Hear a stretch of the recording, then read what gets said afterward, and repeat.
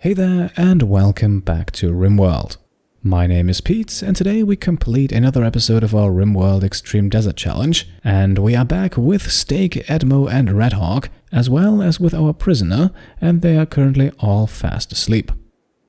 Now, in the last episode we struggled a bit with mental breaks and with raids as well, so today we'll hopefully get a chance to have ourselves a bit of a building episode. As you can see, Redhawk does not even have a proper bedroom at the moment, and we should also build a common room as fast as possible. I don't think Steak will be all too happy if people continue to eat in his bedroom.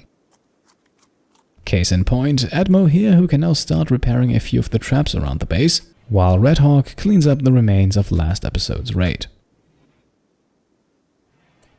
Steak, meanwhile, starts his day off with some meditation, and we have not yet talked about this, but this is also something that changed in the latest update. Psychically gifted colonists now have to meditate to regain psi focus, which is the energy that is used to cast psychic abilities.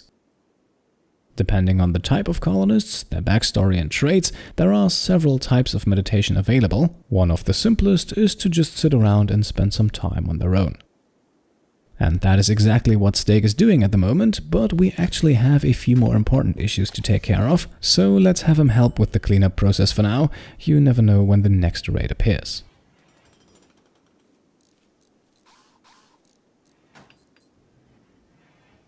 Okay, now one thing you may have seen there was the attempt at a romantic interaction between Edmo and Redhawk, which is no surprise considering Redhawk is apparently stunningly beautiful, but at least for now it looks like Edmo's advances were unsuccessful.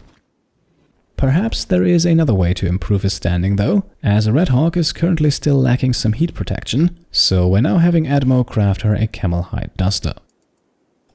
Redhawk and Steak, meanwhile, are hauling limestone chunks back inside of the base, because, like I said, today is going to be a building episode, and an essential part of that are of course going to be building materials. So Redhawk can now turn those large chunks into small stone blocks, while Steak himself goes to work and properly decimates all of our bedrooms. The idea here is to turn that whole right side of the base into 3 bedrooms, and for that we of course have to kind of rearrange things a bit. One thing we will also be doing here is to get rid of the prison, which will also allow our prisoner to escape. And despite all the effort we put in last episode, we will actually let that happen. With the arrival of Redhawk, I think we are good for the time being. Her very high social skill is what we originally captured this guy for, so at this point having him join the colony would be a bit redundant, and keep in mind that he also has the abrasive trait, so he's not going to be the most pleasant companion. So while Steak is putting up new limestone walls, we're letting our prisoner escape here. We still got our fair share of medical expertise with him, and so we now also have one mouth less to feed, at least for a while. Now, as you can see, it's slowly getting dark, but both Steak and Edmo are making good progress. Edmo's bedroom is almost finished, it only needs a door, and just a few seconds later, the duster for Redhawk has also been completed. It is of normal quality, so it will provide adequate heat protection, which is good, I guess, considering that Redhawk will have to spend at least one more night without her own proper bedroom. Steak himself is in a very similar position, by the way. Despite his best efforts, he did not quite finish his own bedroom, so he will spend the night in what is still a bit of a construction site. Fast sleeper Edmo is then the first one awake, much to the detriment of his companions, as he now begins hauling furniture around. This is necessary to make enough room for the rest of our building project, but of course neither Steak nor Redhawk will be particularly happy about it. Speaking of Redhawk, she can now continue chopping stone blocks, this time while being seduced by Steak, who unfortunately also fails to impress her. Together with Edmo though, he quickly finishes the remaining construction work, but of course, regarding the entire project, we are far from done. And as you can see here, Steak's bedroom is going to be a tiny bit larger than those of Edmo and Redhawk. The simple reason for that is that he still has this large sculpture inside of his room, and we can't move that anywhere. The only option we have would be to disassemble it, but it provides a bit of a beauty boost, so we'll keep it for now. Now up next we can put the research bench back into place, but you can see Steak's room is now getting a bit crowded, so perhaps we will rearrange things again in just a moment.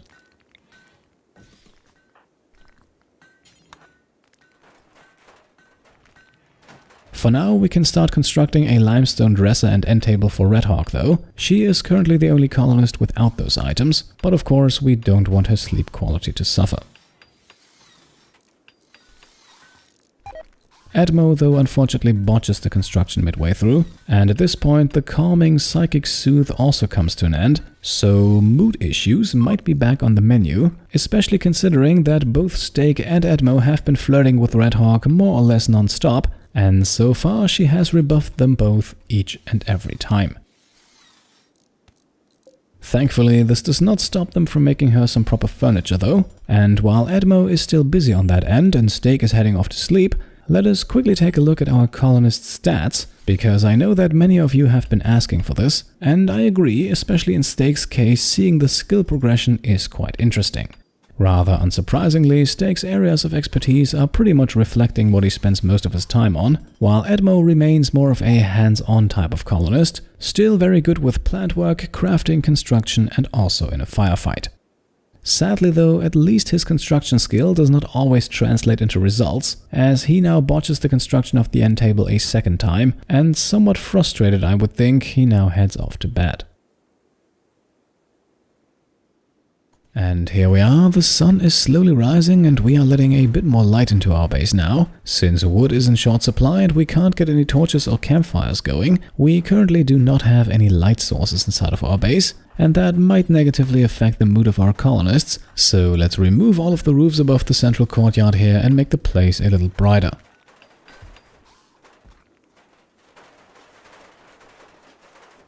With that taken care of, it is now time to construct ourselves a common room, a place for our colonists to gather, to eat, to play games, and probably also to research, separated from any stockpiles that might not be too pleasing on the eye, and of course also from any beds.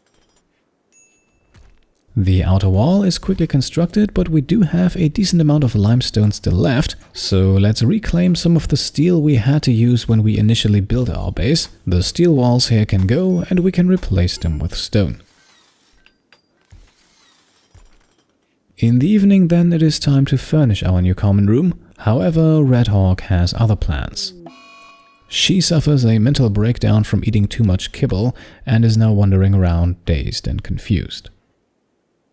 In the meantime though, Steak has grabbed a large sandstone table from the ruins up north, and together with the research bench and the armchair he can now install that in the common room.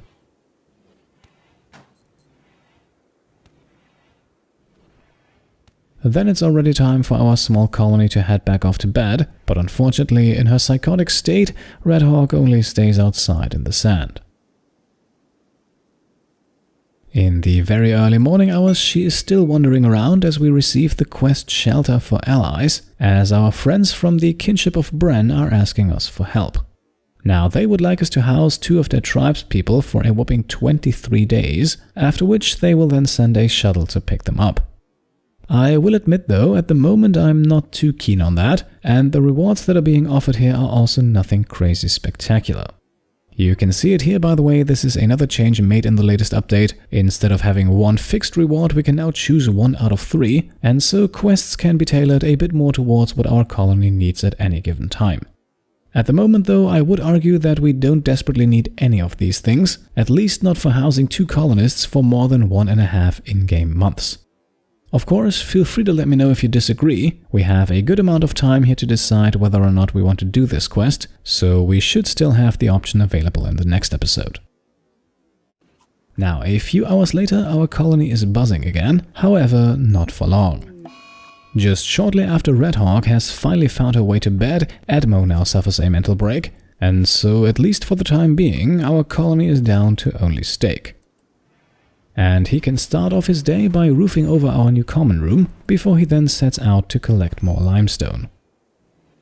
Yes, we are still not done with our building projects, because as you may have noticed, we do now have a large table, but what's still missing are a few chairs for our colonists to sit on. And we are not going for anything overly fancy here, just a few limestone stools will have to be enough. I don't think people will spend too much time sitting here, but eventually we will of course upgrade to something a bit more comfortable regardless. For the time being though, just having 3 places to sit is all we want, and because we currently have a bit of space inside of our storage room, we can also get rid of the stockpile here. This thing is causing a noticeable beauty penalty on the entire area, and with mental breaks still being fairly frequent at the moment, I don't think we need that. Now, the remainder of the afternoon is spent with meditation, at least in Steak's case, whereas Admo and Redhawk are still aimlessly wandering around in the rain. Now, to make Steak's meditation hours a bit more light-filled, if you will, let us put down a meditation spot in the middle of the rice field here. This will now allow him to meditate without the darkness penalty, and, well, everything we can do to improve mood around here is very much welcome. Eventually then, night sets across the desert and Steak heads off to bed, while his 2 companions are still content with wandering around. A few hours later then, Admo also makes it back into his chambers, but the mental break is still not over. Redhawk, on the other hand, is finally able to pull herself together in the early morning, and after a more or less nice meal of kibble, she now also gets some well-deserved rest.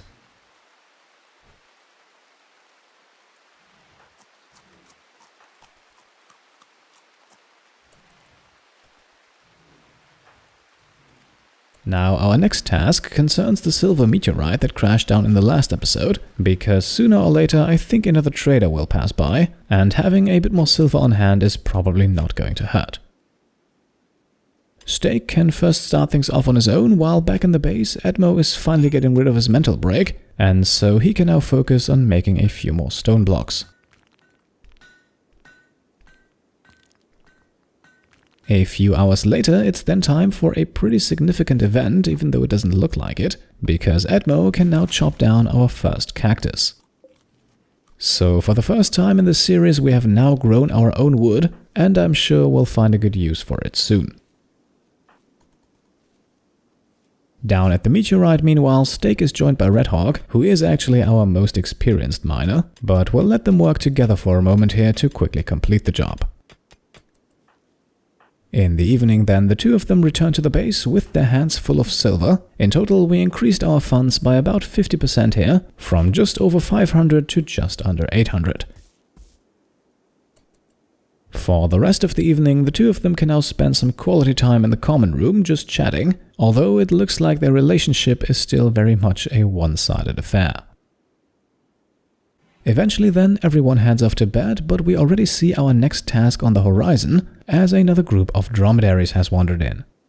And since both Admo and Redhawk are up early, we can now send them out hunting. Perhaps this will strengthen their bond a bit. In any case, it should provide us with a good amount of meat. Okay, and with combined efforts, the first kill here is quickly achieved. Let's see if number 2 comes just as easily.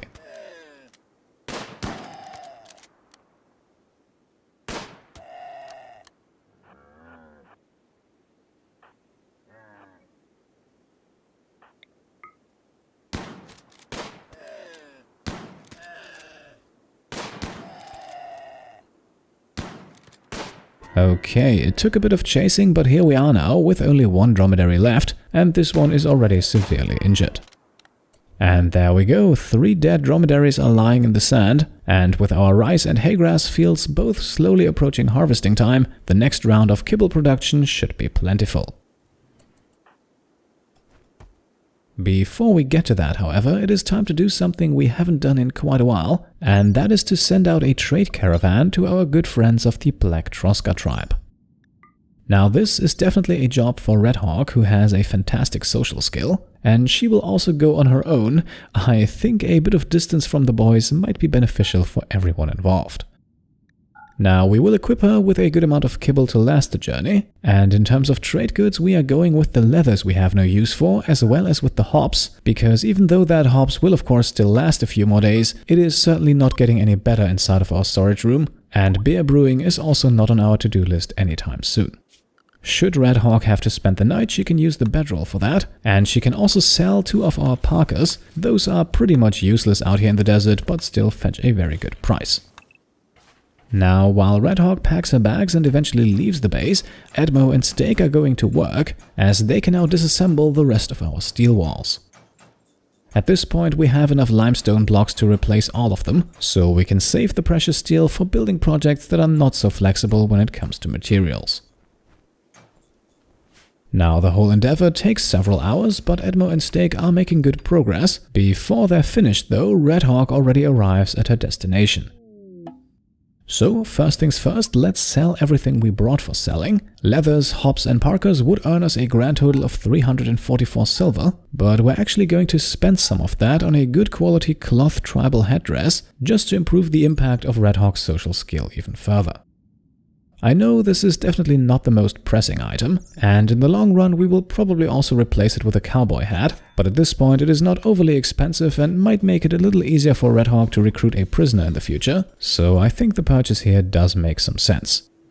We are also still leaving this trade with a nice profit of 176 silver, so Redhawk is bringing some value back to the colony as well.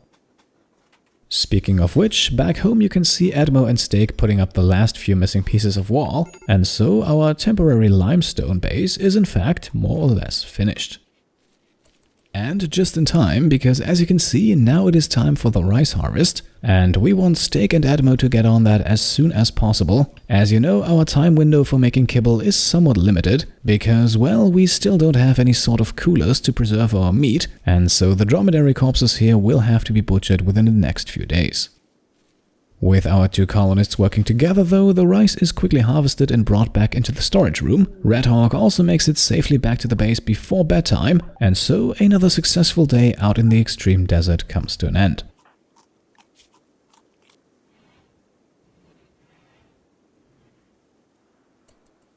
More or less still at night, we then join a well-rested Edmo, who is now sowing out new rice plants, a task that doesn't actually take him all that long to complete. Shortly after, Steak is then also awake again, and with pretty much all of the building I had planned for today's episode finished, we can now focus his attention over to research, more specifically on the research of electricity. Yes, this strikes me as the most important research project by far, and I know it might also be kind of fun to keep playing without it for a while longer, but at the same time I feel like our colony would probably stagnate a bit if we did that, so let us at least start the project and see how far we get.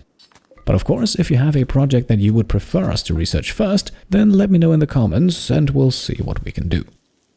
Now, as Steak heads over to the research bench, Edmo starts butchering. We definitely have enough rice to process at least one dromedary corpse, so he can now increase our kibble reserves. Once that is done, Edmo and Redhawk can start hauling again, and this time we are focusing on those marble chunks just south of the base. Now, marble is not exactly the best material to make walls out of, but it might be suitable for some more decorative items, and looking at the bedrooms of our three colonists, I think we could use a few of those. And this is actually how the majority of the afternoon is spent. Steak is researching, Redhawk is hauling marble chunks, and Edmo is turning those chunks into stone blocks. Eventually then, everyone heads off to bed, and we can skip ahead to the next morning. And that morning continues pretty much like the previous evening ended, with Steak sitting down in front of the research bench and with Edmo working at the stonecutter's table. Now, of course, we also have some plants for all that marble. The idea is to use some of it to make new plant pots.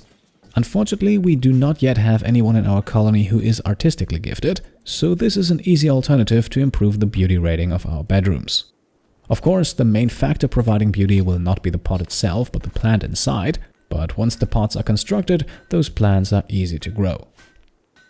Now, at this point, we also slowly have to butcher our two remaining dromedaries. We technically still have a few hours left until they spoil, but this time we actually don't have to drag this out for too long, because as you can see here, our hay grass is almost ready to be harvested.